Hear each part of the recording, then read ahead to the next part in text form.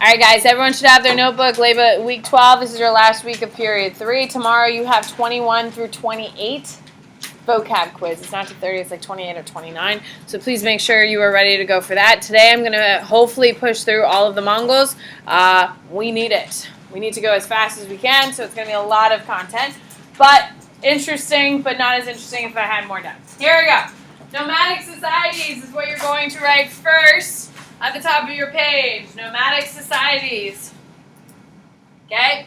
Nomadic societies are following what? Who can raise their hand and tell me? Nomadic societies are following what, Bobby?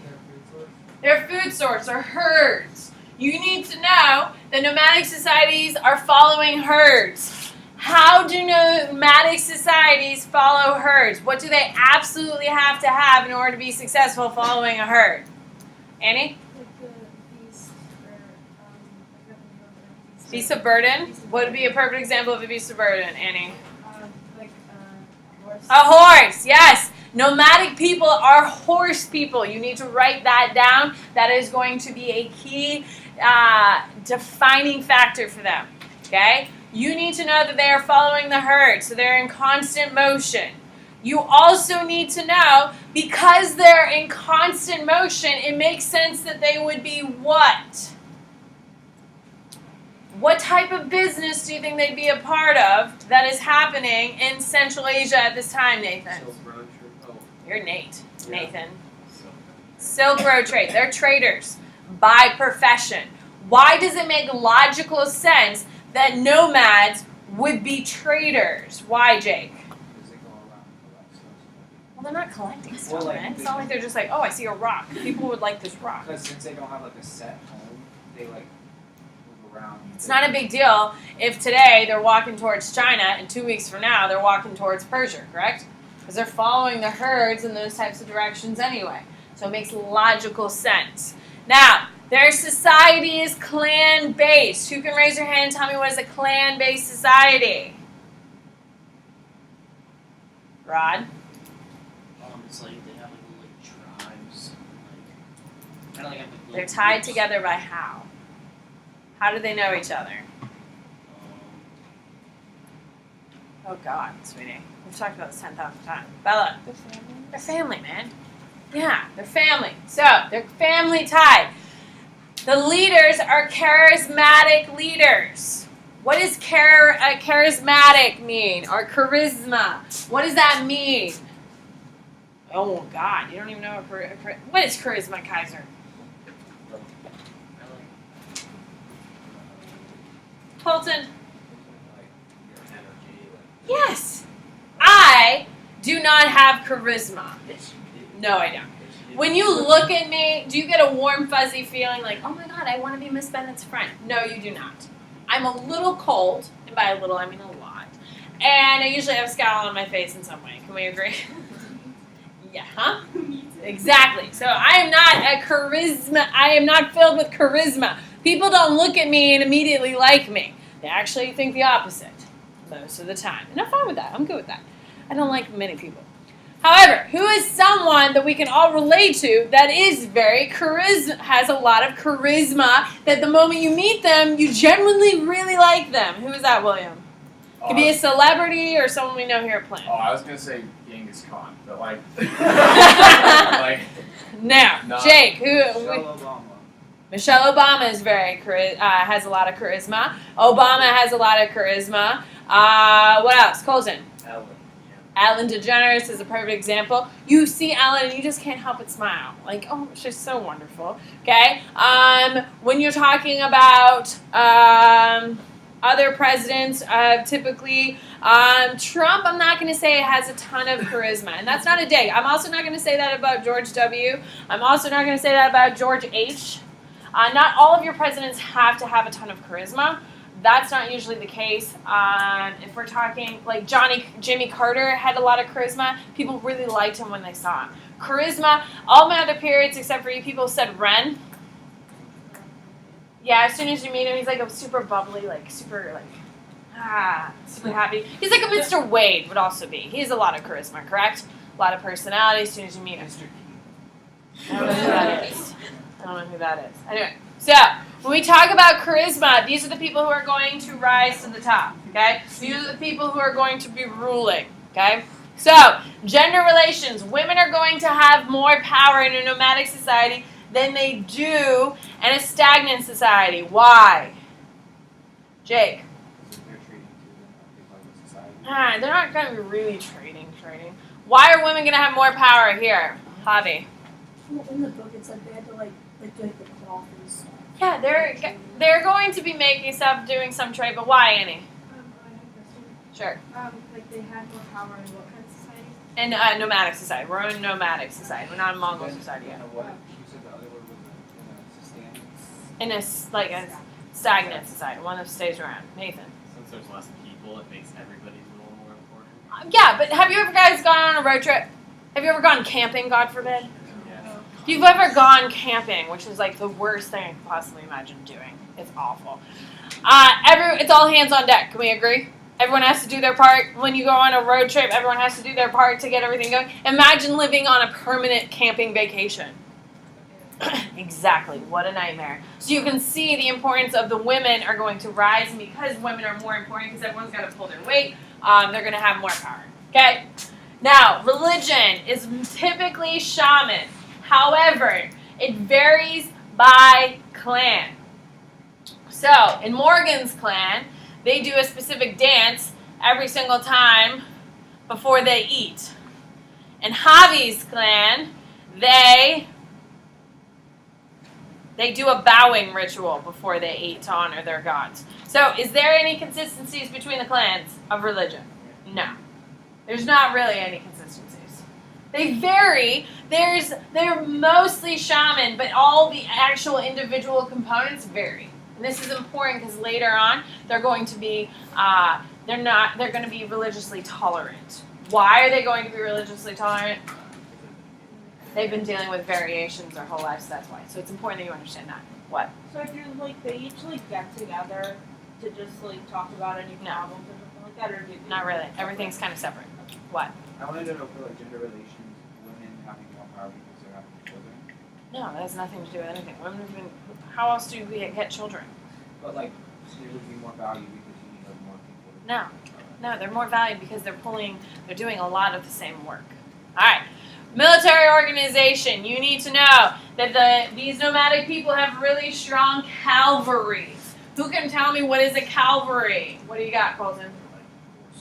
Yes. You ride on horses as a soldier. It gives you a couple advantages. A, it's super fast. Obviously, a horse can run faster than a human. Okay, second thing, the angles are easier. It is easier to stab down than it is to stab up. So the motion is easier. Third thing, you can trample people. So they're pretty effective militarily. Now, nomadic people have really good cavalries. Who can explain the logical reason why nomadic people have really strong cavalries? Why, Autumn? they're always gonna be on board? Yeah, they're always on horses. So why wouldn't they naturally fight on horses, of course? Okay? Alright, so here we go. You're going to write Mongols at the top. So, nomads evolve into the Mongols. Does that make sense? So, you are now going to write what I have over here on this board. Okay? Under the title of Mongols, you are going to write what I have on the board right over here. So the first of the four major regions of the Mongols is the Khanate of Chingati, which is northern India and East Persia. This is the weakest. No one really cares about it because it's not a major destination. Can we agree? Second place is the Khanate of the Golden Horde, which is Russia. And they're going to hold on to it for the longest, about 600 years. Do you want me to write that down? Okay. Third one is the Great Khanate, or the Yuan Dynasty. And that's China, and this is where they make the most money. What? This is like A horde. You want to get up and take a picture of it to make it easier for you to see? You're more than welcome to. Okay, so second one is Khanate of Golden Horde. It's Russia. It's the longest, about 600 years. They're going to hold on to it. The Yuan Dynasty is only about 250 to 300 years. So that should give you a good perspective. Okay, the Great Khanate or the Yuan dynasty is China. This is where they're making the most money. That makes a logical sense. Can we agree? Fourth one is the Ichanate of Persia. That's, of course, your Middle East. And that's where they're getting their bureaucrats and their government structure is from Persia. So those are your 4 major regions. 3 of them I really generally care about. I don't really care about the Ichanate of Changada. You're never going to see anything about it. Because they only controlled it because it was in the middle. And that's about it. Now that we've written down your 4 regions, I'm going to teach you about Genghis Khan and then those 4 regions. Does that make sense? So if you want to put a box around it so you understand that those are just a simplification of the 4 regions, that makes a lot of sense to me. Okay, if you want to just put a nice little box around it to show that this is just a simplification. If you know only one thing, that would be the one thing I know about the Mongols. Is that fair? However, that's not going to work well on Thursday, especially if you're trying to go back to back on the wall. But simplification. Okay, here we go. You need to know the name Genghis Khan. However, please listen, you need to know it by 2 spellings. Both of them are right here. I don't know which one you're going to see on the AP exam, which means you need to know both. Why are there 2 spellings? It depends on the translation. Who translated it dictates the spelling. These are the 2 spellings of Genghis Khan. You need to know the 2 spellings of Genghis Khan. Is everyone clear on that? Okay, so who is Genghis Khan? Genghis Khan was born Temujin.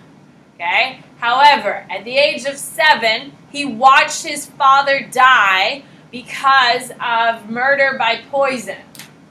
Once his father died, he was a very well-respected man, his mother and him were rushed into hiding and lived a very poor life. His mother was raped numerous times, really horrible childhood. At the age of 14, Genghis Khan avenged his father and murdered about 50 people with the help of 5 other people. Okay, so at the age of 14, he avenged his father and kills an entire clan. I think after you kill an entire clan at the age of 14, you're like, yeah, I'm pretty good at this, right?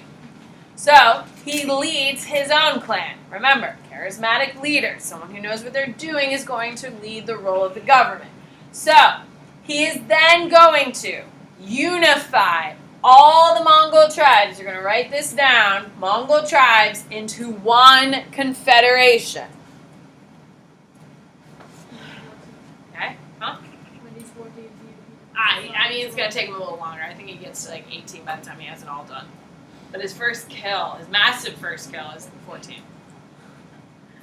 I mean, he might have killed someone at age 12. Who knows, I Kaiser? think it snowballs after that one. Yeah, it really just horrible. But it kind of gives you an insight into why he is so bloodthirsty. Can we agree? It's also hypocritical. Why? Because he raped so many women, but like other women also raped. Like, Yeah. I feel like that would He's a complicated man. He's a complicated man. But they're not Mongol women, you know what I mean? So they're not really women. Alright, so it's You know, fine. obviously. Of course, like, come on. Alright. You also need to understand he masters step diplomacy. This is a huge deal. I would put a star next to it, maybe even underline it. It's that big of a deal. Step diplomacy is the understanding of a clan's rivals and alliances. Step diplomacy is understanding every clan's rivals and alliances.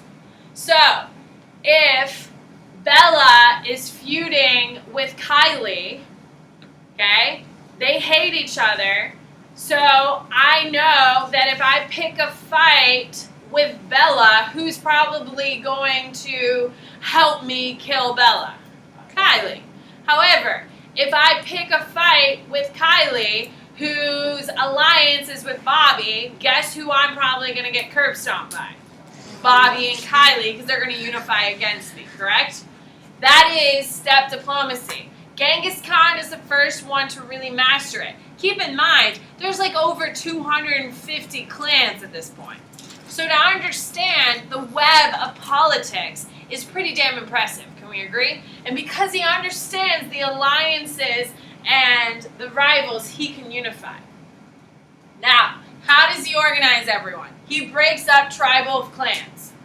Okay? He forms he breaks up tribal clans. Now, here in the United States, up until World War I, if you enlisted into the U.S. military with your brother, you would go to boot camp with your brother, and then you would go and fight on the front lines with your brother.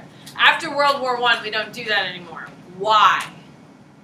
Why would the United States break up brothers in fighting? It makes sense. Why? Colton. Cool. Absolutely. You're absolutely correct. If you saw your brother get shot, are you going to continue the mission at hand, or are you going to deal with your brother?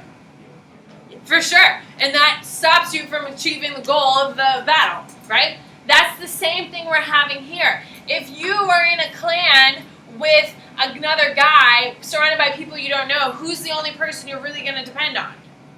That one dude, right? But if we take the clans and we put one person from each clan in every unit, are you going to befriend the other people? Are you going to rely on the other people more? For sure. So that is a huge thing that he does, okay? And he promotes people based on merit and loyalty.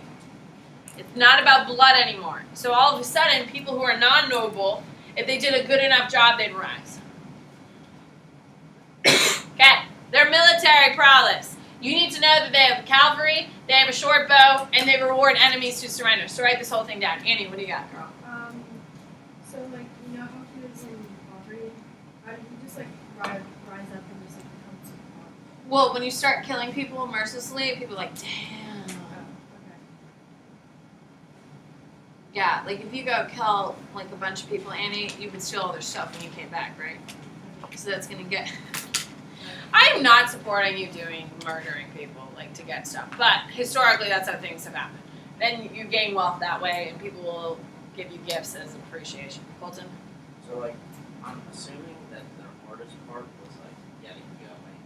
'Cause, Yeah, it's all gonna explode with Genghis Khan. like after they like kill like a good chunk of the world, they kind of like does like Europe and like more Western countries like They're freaking out when Russia falls. They freak just out. surrender.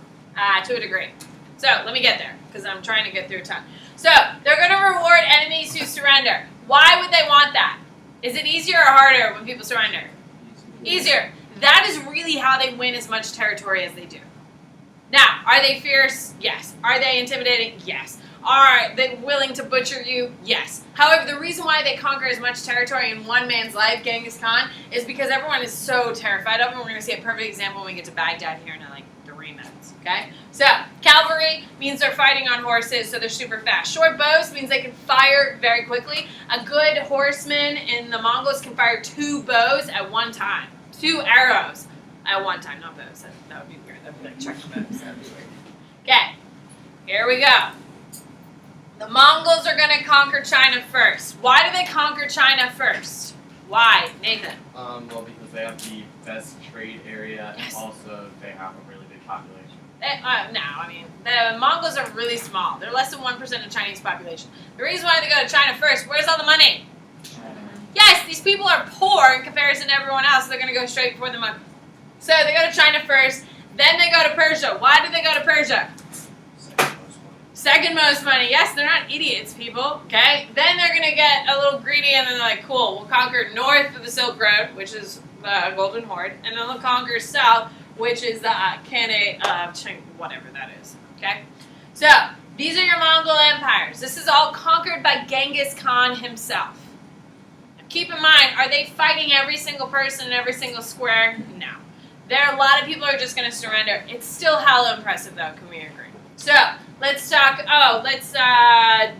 do Kublai Khan. Alright, Kublai Khan is the only other Mongol you need to know the name of. Kublai Khan is going to be in China. He's the Yuan dynasty. Okay? Now, he is going to meet, there's a couple things you need to know. He's in China. You need to know that he's the guy who meets Marco Polo. You also need to know, I would write this down, this very last line down here. He's going to try to invade Japan twice, but fails because of typhoons. I don't care about the dates. Don't write down the dates. Okay, so Kublai Khan, he is the leader of China. he is going to beat Marco Polo and hang out with him. Remember, they're going to be friends. He shows up, they become friends, they hang out. Kublai Khan tells him some secrets. Marco Polo moves in on his chick, gets arrested, then sneaks out of jail and goes back. Yeah, that guy. That's it. Okay?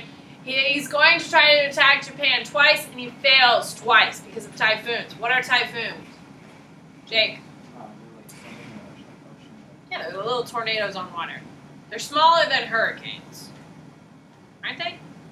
Yeah, they're smaller. They're like tornadoes on water. Okay? And they're going to call them kamikazes. How do you know the term kamikaze? Japanese.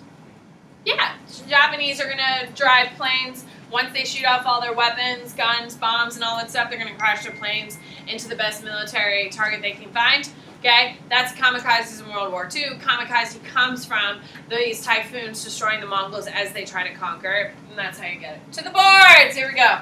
On your whiteboard, please tell me what is the type of government style of nomads. What is the government style of nomads? Good. Sophia. Plant-based society. Plant-based society. On your whiteboard, please tell me what is the name, what is the most important resource for a nomadic society? What is the most important resource for a nomadic society? Good, good.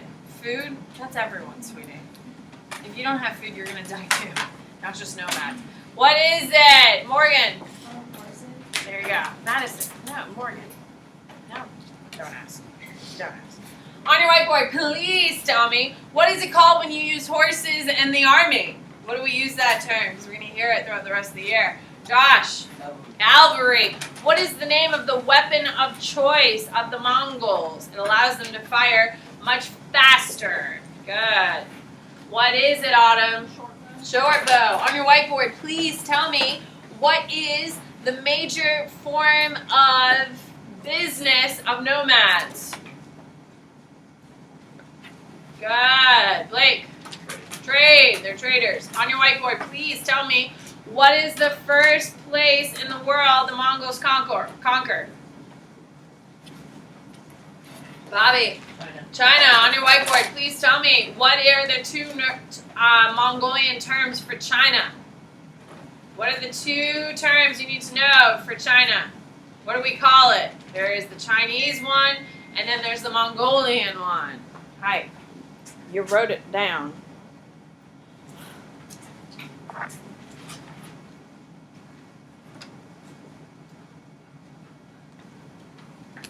Good. What is it?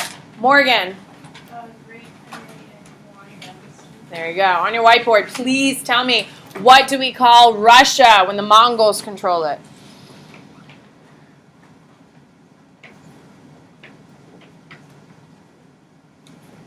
Good. Kylie. What do we call Persia when the Mongols control it?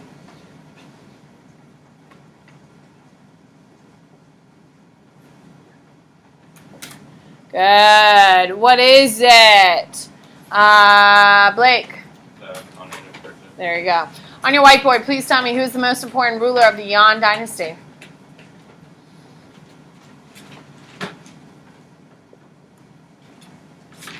Good. Nate. Kublai Khan. On your whiteboard, Kublai Khan tried to invade where? Twice. And fails twice. Good. William.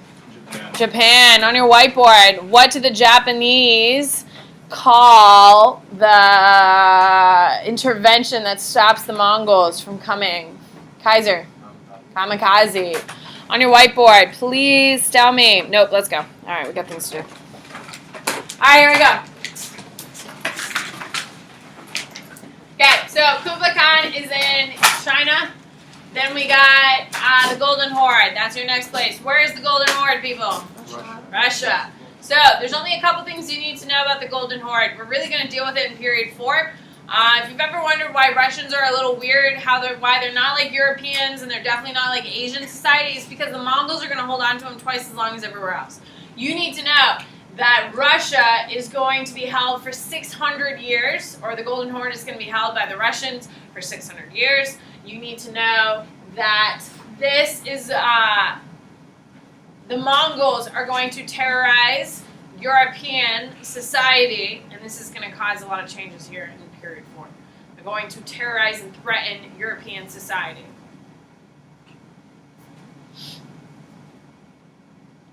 Okay, now, your Achaemenid of Persia, here we go. Now, the two biggest ones are the Yuan dynasty and the Achaemenid of Persia.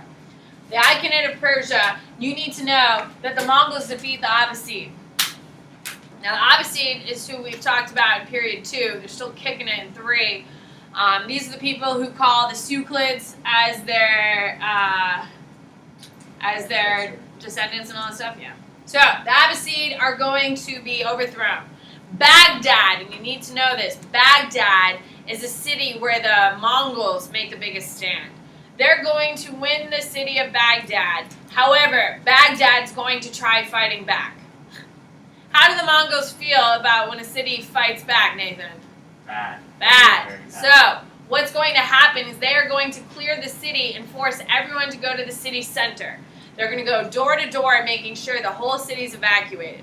They get about 200,000 people in the center of the city. Then the Mongols create a circle around them, 1,000 people deep, and they simply pull back the head of the person in front of them, cut their throat. Grab the next one, pull back the head, cut the throat. They manually cut the throat of 200,000 people in a city square. It is a complete bloodbath in every term that you could possibly imagine. It takes about 4.5 hours to do. And if you were living outside the city of Baghdad and you heard this happen, what would you do when the Mongols came? You would surrender real quick. What do you got, Colton? I'm assuming they do not let the kids. Oh yeah, they're gonna kill them. Yeah. Oh yeah. They may rape a bunch of them first, but they're gonna kill them too. What? A couple of weeks ago, when you mentioned this, I googled it, and apparently for a full month, the color of the river was blood red, and they also took the House of Wisdom, and all the soldiers turned the books into shoes and used the books as shoes. I did not know that fact, but that makes me really celebrate the Mongols more. They are horrible human beings. Amazing, though. Can we agree? They accomplished a lot. All right, so Mongol rule in Persia. Okay, Mongols' traditional government style is what? Who can raise your hand and tell me what's the traditional Mongol government? Huh? No. They're nomadic original, so what is their government style? Clan. Can you run all the governments, all the clan they conquered on a clan-based society? So, do they have any idea how to run a government? They have zero clue. So when they show up to Persia, they see the Persian government and they're like, yeah, okay. So the Mongols, you're going to write this down. The Mongols need a government in order to collect taxes. Okay?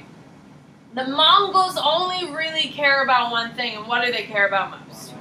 Money, because they've never really had it before, right? They're nomads. They don't really have tons of money. So they need a government to create and collect taxes. Do they have any idea how to collect taxes? No. Why don't they know, Kaiser? They've never had a government before. So they take Persians and force Persians to create a government in their name in the Achaemenid of Persia. You need to know that, okay? So with that being said, they're going to create a bureaucratic government in Persia using the Persian government style. Yes? Makes perfect sense, correct? Now, once they figure that out, when they go to China, which is your next place, so China, the Yuan dynasty, they are also struggling with creating a government. So what do? They take Persians from Persia and bring them to China and say, do what? Make a government. You need to understand that. Okay. Second thing you need to know about China. The Chinese have been harassing and killing Mongols for centuries. So now that the Mongols are now on top, who do the Mongols hate more than anything? The Chinese. So now that they're in power, they forbid intermarriage between Mongols and Chinese. They hate them. They're incredibly racist. They absolutely hate the Chinese. Okay? And no Chinese person is allowed to speak Mongolian. And how is the government run? What language are they using? In and Mongolian. So now, who is not allowed to work in the government? Chinese. Chinese, which also is another reason why they need Persians to come in and run the government, because what do Mongols definitely not know how to do? Run a government. Okay, so you need to know that the Mongols hate the Chinese because of hundreds of years of just destruction by the Chinese. No intermarriage. AP loves this crap, by the way. And no Chinese is allowed to speak Mongolian. The government's run by using the Mongolian language, so no Chinese are now in the Chinese government. Okay? However, the Mongols are in every single place, and all four candidates are all religiously tolerant. Who can raise your hand and tell me why do the Mongols not care about religion? It makes logical sense. Why, Morgan? Because when they were planned on the Yeah, all the religions historically were different. So now that they're bigger, do you think they have bigger problems to worry about? Yes. So, in your Iconid of Persia, I want you to write that the Mongols supported Islam because it makes sense to them. They like the Persian society, which is why they take it. I forgot to tell you that. I'm sorry. Please don't be mad at me. The Mongols are going to support, in the Iconid of Persia, they're going to support Islam because they like the way the Persians do things. They loved it. Okay? In China, in Yuan Dynasty, they're going to support Buddhism. Now, these are the differences that you have to know for AP. There's a lot of similarities between these four candidates. Can we agree? Yes? Okay? There's also a couple big differences. Obviously, the racism against the Chinese.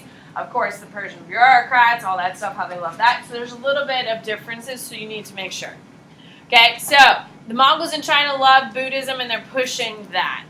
Now, you're going to write trade under Mongols. That's your next big title. There's going to be a bunch we're going to put here. Okay? The Mongols conquered all of the Silk Road. Mongol trade. The Mongols conquer all of the Silk Road. Now they're going to police it. How is that going to increase trade? How is policing the Silk Road going to increase trade, Nate? Like people aren't going to attack the caravans. Yeah, for sure. So now if you don't have to worry about being attacked all the time, are you going to be able to move faster?